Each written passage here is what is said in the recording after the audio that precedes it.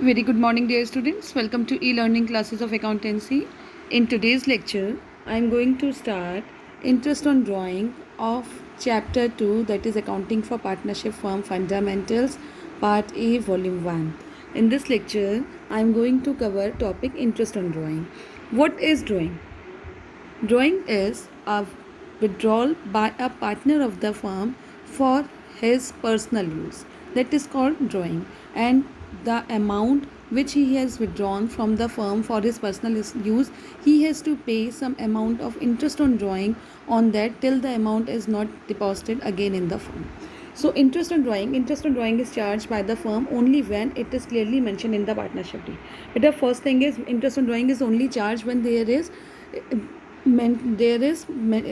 clearly mentioned in the partnership deed. It is calculated with reference to the time period for which the money was withdrawn. There are two cases in which calculation of interest on drawing may arise. But interest on drawing is only charged when it is mentioned in the partnership deed. और जब हम interest on drawing को charge करते हैं, then there are two cases in which we can calculate interest on drawing. Number case one is when rate of interest on drawing is given in percentage. Interest on drawing is calculated on flat rate irrespective of period. जब rate of interest on drawing percentage में given होती है, then interest on drawing is calculated on the flat rate irrespective of the period. Then case 2, when rate of interest on drawing is given in percentage per annum. जब rate of interest on drawing के आगे per annum word लिखा होता है, it means when rate of interest on drawing is calculated on the basis of per annum, then interest on drawing is calculated by the formula total drawing into rate upon 100 into 6 upon 12. Interest is calculated for a period of 6 months. We assume drawing has been done evenly during the period, that is why we take average 6-month tenure. But this 6-month tenure is followed only when per annum interest on drawing is calculated without any date is given in the question. When only interest on drawing is calculated in percentage form, then you have to calculate interest on drawing on the flat rate, means interest on drawing is equals to total drawing into rate upon 100. But if it is given in for to calculate interest on drawing on per annum basis without any date is given, then interest on drawing is calculated by the formula total drawing into rate upon 100 into 6 upon 100. It means interest on drawing will be calculated on average basis of 6-month tenure. When date of drawing is given in the question, the next thing is, for there is two cases when rate of interest on drawing is given in percentage, or when date of drawing is not given in the question, then interest on drawing is equals to total drawing into rate upon 100 into 6 upon 12. And number 2 is when date of drawing is given in the question.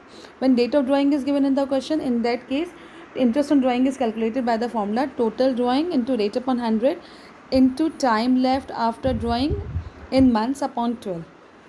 For how many months you have withdrawn the drawing when date is given, from that date till the end of the accounting period, you have to calculate the time and then it will be divided by 12. Is it clear, beta?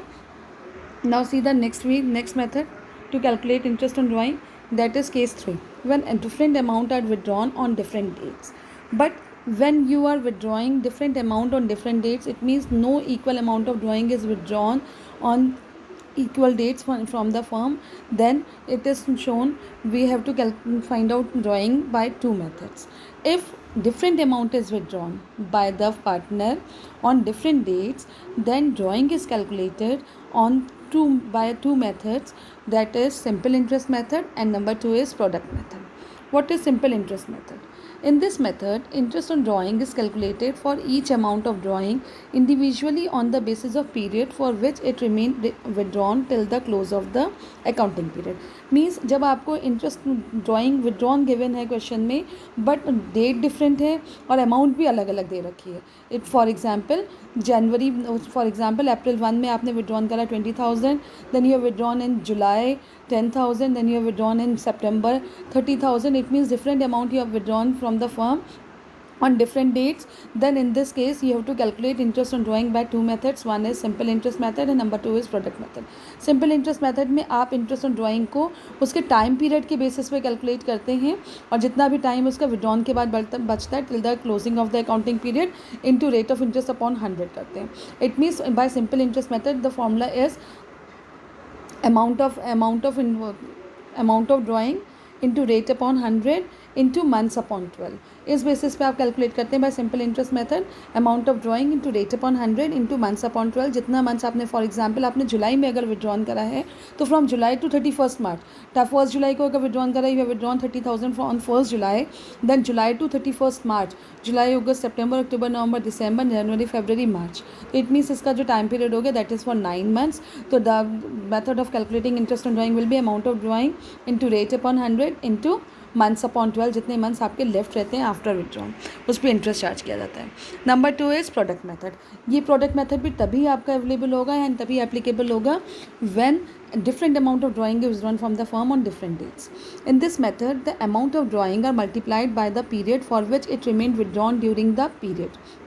Product method में product सबसे पहले firstly you to calculate product amount of drawing into time period, जितने time पर आपका left है after withdrawn और तो उसका प्रोडक्ट आ जाएगा, देन इंटरेस्ट से मल्टीप्लाई करके you to calculate the interest on drawing. The advantage of this system is that separate calculation are not required. अगर आप सिंपल एवरेज मेथड ले रहे हैं तो on separate calculation for every withdrawn you have to separate interest on drawing on for every withdrawn you have to do, and then end of the year में total हो जाता है what is the total amount of interest on drawing. But in product method आपको separately calculate करने की जरूरत नहीं है, only have to find out the product of amount of drawing into months after withdrawn, months left after withdrawn, तो product आ जाएगा उसका, टोटल ऑफ प्रोडक्ट कर देंगे आप उसे, total of product into rate of 100 into 1/12, इस फॉर्मूले से हम इसको फाइंड आउट कर लेते हैं। नाउ सी द एग्जाम्पल बेटा, we can explain the above mention 2 methods with the help of example. जो मैं अभी आपको बता रही थी मैं उस एग्जाम्पल के बेसिस पे आपको इसको एक्सप्लेन कर रही हूँ। Number 1, see months, date and drawing amount is given. May 1 में विड्रॉन करा है आपने 12,000, July 31 6,000, September 30 it is 9,000, November 30 it is 12,000, and January 1 8,000 and March 31 7,000. Interest on drawing is to be charged at the rate 9% per annum. देखिए बेटा इसमें equal unequal amount आप withdrawn कर रहे हैं इन डिफरेंट मंथ्स, आपको उसका मतदान तो मंथ मतलब इसमें सभी चीज़ों में क्या मंथ जो आपने विड्रॉन करा है वो भी आपका अनइक्वल अमाउंट का है ये ड्राइंग का, which you are withdrawing in different months. So see in simple method, date amount period and interest at the rate 9%, आपको हर उस पर जो है इंटरेस्ट कैलकुलेट करना है। फॉर एग्जांपल डेट आपका फर्स्ट विड्रॉन हुआ था on 1 May, the amount was 12,000। The 1 May, जून, जुलाई, अगस्त, सितंबर, अक्टूबर, नवंबर, दिसंबर, जनवरी, फरवरी, मार्च, कितने मंथ्स हो गए आपके? 11 मंथ्स हो गए।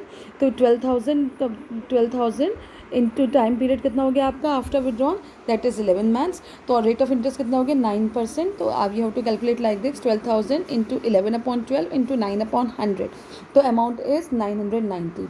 For 31 July you have withdrawn 6,000, time period is 8 months, period is 8 months। For example 31 July खत्म, अगस्त, सितंबर, अक्टूबर, नवंबर, दिसंबर, जनवरी, फरवरी, मार्च, कितने मंथ्स हो गए? ये 8 months हो गए। तो amount of drawing that is 6,000 into period upon 12 that is 8/12 into rate of interest upon 100 that is 9/100, the interest on drawing is 360। Then on September 30 withdrawn is 9,000, time period left after withdrawn is 6 months till the accounting period, end of accounting period 6 months. तो amount of drawing 9,000 into 6/12 into rate of interest upon 100 that is 9/100, so it is 405. Then next withdrawn is on 30 November, 12,000, time period left after withdrawn till the end of the accounting period is 4 months, December, January, February, March. So it means 12,000 into 4/12 into 9/100 that is 360. Then on 1st January withdrawn is 8,000, time left after after this withdrawn that is January, February, March, 3 months. तो 3 months इधर आगे 8,000 into 3/12 into 9/100 that is rate of interest upon 100, 180. Then on 31st March withdrawn is 7,000, time left after the withdrawn till the end of accounting period that is 0, क्योंकि 31st March ही आपका end of accounting period है, उसी दिन withdrawn करा है तो time period is 0, तो answer will be 0, क्योंकि आप 0 को किसी भी नंबर से मल्टीप्लाई एंड डिवाइड करेंगे that will be 0। Then total कर लिया आपने, अमाउंट टोटल अमाउंट विड्रॉन हो गया during the year that is 54,000 and total interest on drawing which you are charging that is 990 plus 360 plus 405 plus 360 plus 180 plus 0 that is 2295। तो इसमें आपका simple method है, इसमें हर स्टेप पे you have to calculate on each withdrawn, you have to calculate the interest on drawing. अब इसी को आप नेक्स्ट मेथड प्रोडक्ट मेथड से भी कर सकते हैं, answer should be same by each of the method. तो first withdrawn is on 1st May, amount is 12,000 and time period is after first withdrawn is 11। तो इसका आपने क्या करा, एक column is maintain that is product, product निकालिए 12,000 into 11 that is 1,32,000. Then 31 जुलाई को जो विड्रॉन हुआ that is 6,000. Time period is 8 months and 6,000 into 8 product is 48,000. Then on 30th September withdrawn हुआ 9,000. Time period is 6 months and 9,000 into 6 that is 54,000. Then on 30 November 12,000. Time period is 4 and 12,000 into 4 that is 48,000. On 1st January amount is 8,000, time period is 3 and 8,000 into 3 that is 24,000. On 31st March time period amount is 7,000, time period is 0, then product is 0. ये time period जो आपने calculate करा है ये same होगा जैसे आप simple method में calculate कर रहे हैं. तो total of amount of drawing is 54,000 and total of product is that is 3,06,000. तो आप इसका फॉर्मूला पोस्ट कर देंगे that is interest on drawing is total of product into rate of 100 into 1/12. Total product is 3,06,000 into 9/100 into 1/12. See 2295 ये आ रहा है. तो दोनों मेथड से answer will be same and if it is specifically mention that by this method you have to do the to calculate interest on drawing then you can do, otherwise you can calculate by any of the method, either by product method or by simple method. The previous case was when unequal amount of drawing is withdrawn different time periods on different dates. That so in that you have to calculate interest on drawing by two methods, that is number 1 simple method and number 2 is product method. Now see case 4, when an equal amount of is withdrawn regularly, interest on drawing can be calculated using either product method or direct method. Direct method will be used only if and all the following 3 conditions are satisfied. Amount should be same throughout the period. Date of drawing should be same throughout the period. Drawing should be made regularly without any gap. देखो interest on drawing को आप average period के basis पे भी calculate करते हैं, लेकिन उसमें कंडीशन होनी चाहिए. That condition is equal amount of drawing is withdrawn regularly. Means equal amount withdrawn कर रहे हैं on regular time period. Means if you are withdrawing on 1st April then second withdrawn will be on 1st May, then third withdrawal will be on 1st June, then July, 1st July, then 1st August. और same amount होनी चाहिए. अगर 1st April को आपने 10,000 withdrawn करा है then next जो वो आपके सब्सिडिंग नेक्स्ट मंथ हैं उन सब में भी आप सेम अमाउंट ही विड्रॉन कर रहे हैं. तो इसमें क्या होना चाहिए आपका रेगुलर बिना किसी गैप के हो रहा है विड्रॉन, टाइम पीरियड इक्वल है. तो interest on drawing is total drawing into rate upon 100 into T/12. T time for which interest is to be charge. और टी क्या होता है तुम्हारा, that is average period. Average period हम कैसे calculate करते हैं, time left after first drawing plus time left after last drawing upon 2. Average period को कैलकुलेट करने का there is a formula that is time left after first drawing plus time left after last drawing upon 2. इनके basis पर आप average period calculate कर लेते हैं जिससे हम इंटरेस्ट ऑन ड्राइंग को चार्ज करते हैं. नाउ सी एवरेज पीरियड है क्या. Average period when value of T under different circumstance. T is average period. कैसे कैसे निकालते हैं, जब मंथली ड्राइंग फॉर 12 months, अगर आप 12 months के लिए विड्रॉन कर रहे हैं तो for beginning of every month अगर विड्रॉन कर रहे हैं तो for 12 months that is 6.5 upon 12. Average period is 6.5. अगर आप and middle of every month withdrawn कर रहे हैं फॉर 12 months तो एवरेज पीरियड इज 6 months. और end of every month withdrawn कर रहे हैं for 12 months then average period is 5.5 months. Is it clear. तो एवरेज पीरियड कितना आपने अगर beginning of every month means से 1st April, 1st May, 1st June, 1st July, 1st August, 1st September, 1st October, 1st November, 1st December, 1st January, 1st March, ये आपका beginning of every month हो गया. अगर withdrawn कर रहे हैं तो एवरेज पीरियड इज 6.5. और अगर आप and middle of every month means आपका 15th April, 15th May, 15th June, 15th July, 15th August ऐसे विड्रॉन कर रहे हैं तो average period is 6 months. Then आपका जो if you are withdrawing at the end of every month it means 30 April, 31st May, 31st July, 30 June, 31st July, 31st August, 30 September, 30 November, then 31st October, 30 November ऐसे withdrawn कर रहे हैं तो average period is 5.5. Is it clear. अब आप उसमें आ जाइए that is quarterly drawing.